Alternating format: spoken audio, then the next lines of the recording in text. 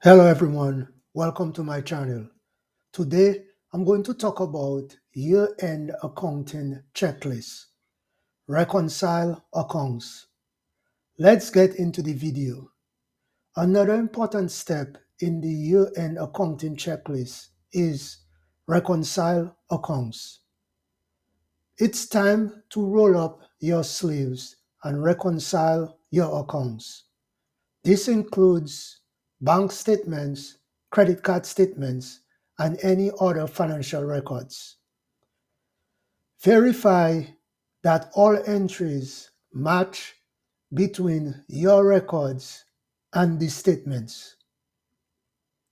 Investigate and rectify any discrepancies.